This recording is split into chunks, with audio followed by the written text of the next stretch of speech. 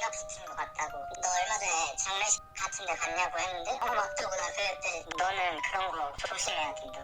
여러분 안녕하세요. 오늘은 드디어 제가 신점 보고 온 이야기를 해보려고 합니다. 작년 5월에 엄청 용하다는 신점을 보러 갔는데요. 어떻게 보러 가게 됐냐면 제 친구가 여기서 저 신점을 2번이나 봤는데 엄청 용하다고 알려주는 거예요. 첫 번째 이야기는 이 친구가 저랑 같이 홈쇼핑 인턴을 하고 있었는데 최종 면접을 앞두고 이 신점 사주를 보러 간 거예요. 근데 거기서 카메라가 놓여져 있고 오색실을 들고 있는 게 보인다 이런 식으로 말씀을 하셨대요. 근데 걔가 홈쇼핑 의류 MD를 지원을 했던 사람이란 말이에요. 그래서 카메라 앞에 오색실을 들고 있는 게 뭔가 말이 되는 거예요. 두 번째로 신점을 보러 갔을 때 해준 이야기를 듣고 제가 신점을 보러 가게 됐는데 그 이야기가 뭐였냐면 걔가 어느 날 외근을 갔다 왔는데 제 다리를 쩔뚝쩔뚝 절면서 걸어오는 거여서 야 왜 그러냐 이랬더니 미끄러져서 다쳤대요. 병원에 갔는데 결국 대형 깁스를 하게 됐어요. 그래서 깁스를 차고 막 다녔는데 신점을 보러 갈 때 그 깁스를 숨기고 들어갔대요. 근데 들어가자마자 그 신점 봐주시는 선생님이 말해봐. 다리 아픈데 그냥 발 숨겨놓고 들어갔단 말이지. 근데 너 이러고 들어오면 안 되는데 이랬어. 왜요? 이러니까 이상하게 붙였대. 다리가 아픈데 이래가지고 네 맞다고. 그러면 어떻게 해야 되냐 해결 방법을 알려달라 했더니 아니 다리 아픈 거를 신점 보러 가서 해결해달라고 해? 아니 크게 뭐 다친 것도 없고 근데 애가 붙은 것 같다고. 너 얼마 전에 장례식 같은 데 갔냐고 했는데 맞다고. 나 그때 친구 아버지 돌아가서 장례식 갔었거든. 말랑말랑한 사탕 같은 게 보인대. 새콤달콤해 이랬는데 아니라고. 그런 거 같은 건데 네모 정사각형이고 마이크 사가지고 그냥 가는 길에 까서 버리라고 하니까 손색 치고 그냥 했지. 근데 그러면 껍질을 까서 지하철역까지 가는 길에 까서 버렸어. 그래서 다시 주웠어 안 주웠어? 그 뒤로 안 아팠어? 귀신같이 다 나왔다니까. 솔직히 이거 진짜 근데 말이 안 된다 이건. 진짜라니까? 내가 깨병으로 너 내 다친 거 봤잖아. 그렇게 아플 수가 없었다니까. 나 주사 치료하고 이랬는데도 안 나왔단 말이야. 아 진짜? 너는 그런 거 조심해야 돼. 잔치집, 장례식이나 결혼식이나 사람들이 많이 모이는 곳에 와 근데 이거 좀 솔직히 너무 말이 안 되는데 저는 옆에 있는 친구가 말을 하는데 안 믿을 수 없는 거예요. 진짜 걔가 그랬다고 하니까 뭐하러 그런 걸로 거짓말을 치겠어요. 2번이나 찾아갔는데. 그래서 그걸 믿고 저도 친구들이랑 예약을 했죠. 그래서 친구들 3명이서 입장을 했는데 한 명씩 들어가야 된대요. 제가 제일 먼저 들어갔어요. 나이랑 이름을 말씀을 드리고 신청 봐주시는데 첫 마디가 이거였던 것 같아요. 아유 20살 때부터 참 열심히 살았네. 근데 그 말을 듣고 내가 열심히 산 게 보이나? 약간 이런 생각이 들었어요. 30까지는 열심히 일을 해라. 그 뒤로는 잘 풀릴 거다. 이렇게 말씀을 주셨어요. 그러고서 이제 좀 더 자세한 이야기를 해주셨는데 제가 23살부터 뭔가 제 힘으로 무언가를 갖고 나가서 인생을 바꾸는 그런 시기가 있었대요. 제가 23살에 중국 교환학생을 갔거든요. 근데 거기서 정말 연속적으로 좋은 일들이 많이 일어났거든요. 근데 정말 나쁜 일도 많았는데 제가 노력으로 진짜 어떻게든 극복을 했어요. 극복한 일들로 인해서 정말 좋은 일들이 많이 일어났거든요. 예를 들어 중국 교환학생 갔는데 보바를 만났고 다시 유튜브를 시작하게 됐고 또 유튜브가 잘 되면서 중국 관련된 예능에도 출연하게 되고 방송국에 지원할 때 좀 더 유리한 위치를 갖게 되고 중국어를 공부해서 중국에 간 것을 계기로 정말 많은 것들이 잘 풀렸어요. 작년에 취업해서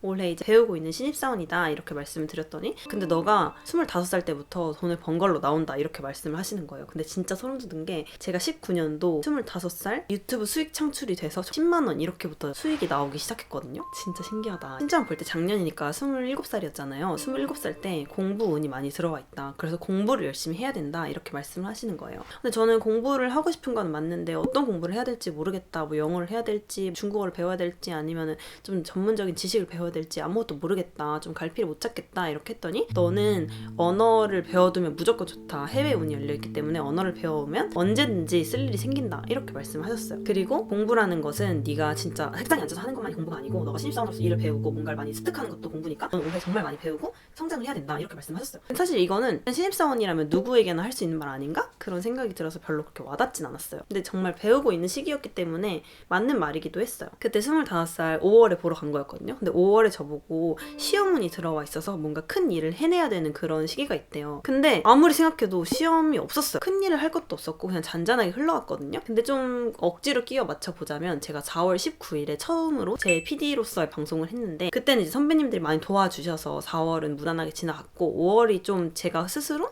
뭔가를 해보는 힘든 그런 시기였거든요. 그게 뭔가 시험운이랑 연관이 된 건가 싶기도 했어요. 그리고 나서 그때 제가 퇴사하는 선배님이 계신데 그 근처에 살고 계신 집을 내놓을 생각이라고 하셔서 그럼 제가 이사를 거기로 가겠다. 제발 저한테 그 전세를 달라. 이렇게 해가지고 어느 정도 말을 맞춰놓은 상태였어요. 근데 저한테 5월 달에 이사수가 있다는 거예요. 근데 제가 좀 생각하기에 5월, 6월에 이사수가 있으려면 좀 너무 급한데? 그때 이사를 갈 수가 없는데 지금 상식적으로? 발만 맞춰놓은 거기 때문에 그런 생각이 들었는데 저희 사무실이 또 층을 이동하는 이사 계획이 있었어요. 그래서 혹시 그건가? 그런 생각도 들었는데 그 이사도 결국 미뤄지면서 8월에 갔거든요. 선배님 집에 이사도 못 갔고 사무실 이사도 미뤄졌는데 도대체 무슨 이사수가 있었던 건지 모르겠지만 그거는 잘 안 맞았어요. 그리고 나서 또 저한테 너는 8월에 사람들이 너를 많이 쳐다보는 운이 들어와 있네? 이렇게 말씀을 하시는 거예요. 딱 들었던 생각은 첫 번째는 제가 2020년 1월에 그 예능 섭외를 받았어요. 논의를 하는 과정에서 출연이 결국 무산이 됐는데 나중에라도 연락을 다시 해보자라는 그런 여지가 있었기 때문에 다시 돌아오는 건가? 8월에?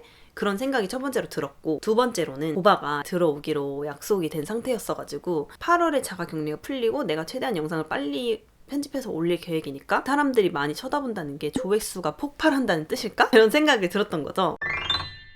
추론이 맞았던 걸로. 그리고 또 해주신 말이 27살에는 많이 배워야 되고 28살, 29살 때 미친 듯이 죽도록 일을 해야 된대요. 오늘 인생이 편할 날이 없고 그냥 맨날 죽도록 일해야 된다 이런 얘기만 맨날 듣는 것 같아요. 죽도록 일을 해서 29살에 중대한 결정을 하게 된대요. 근데 중대한 결정? 난 아무것도 계획된 게 없는데 무슨 결정을 하게 될까 너무 설레는 거예요. 그로 인해서 30살에 대운이 들어온대요. 박수 한번 치고 갈게요. 저는 자가를 마련하고 싶은 꿈이 있거든요. 제 생각에 자가 마련을 하는 청약에 당첨되는 게 30에 들어오는 게 아닐까. 이 영상이 성지가 되었으면 좋겠네요. 죽도록 일하겠습니다. 근데 너무 당연한 게 26살에 취업을 해서 27살 한 해를 일한 다음에 28살 본격적으로 실무를 할 시기이고 29살, 30이 되면 보통 3년차, 4년차에 대리를 다니까 직장인으로서는 큰 도약을 이루는 시기잖아요. 너무 당연한 이야기이기도 해요. 이 당시에 제가 되게 내가 지금 하는 게 맞나? 이런 생각이 들었을 시기여서 되게 그게 큰 힘이 됐어요. 어떻게 보면은 뻔한 이야기이기도 하지만 아 그래 내가 나를 믿고 열심히 일을 하면 언젠가 나한테 큰 운이 돌아오겠지 라고 생각하는 좋은 그런 힘이 됐달까? 하여튼 그렇게 맞는 것도 있었고 틀린 것도 있었고 이렇게 제 사주는 끝이 났어요. 근데 이제 저랑 같이 보러 간 친구들 2명 있었는데 한 명은 혜성이에요. 프리랜서 활동을 하는데 뭐 유튜버도 하고 강연도 하고 진행자도 하고 다재다능한 능력이 많아가지고 여러 활동을 하는 친구란 말이에요. 그리고 그 친구는 자기가 좋아하는 거에 아낌없이 투자를 해서 본인이 막 열심히 한 것들을 여기저기 이제 어필을 하면 일이 막 굴러 들어오는 그런 사람이에요. 제가 볼 때는. 친구한테는 그 선생님께서 너는 너가 하고 싶은 걸 다 해야 된다. 여행도 가야 되고 놀러도 다녀야 되고 너가 하고 싶은 걸 다 하면 그게 다 돈이 된다. 그래서 너는 너가 하고 싶은 거 다 해라. 이렇게 말씀하셨대요.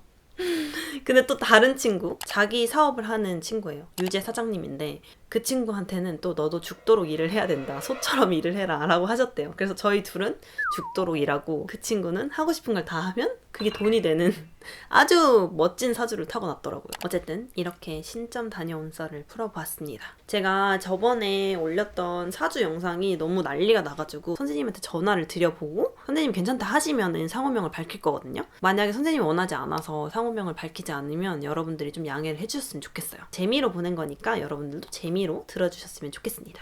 안녕.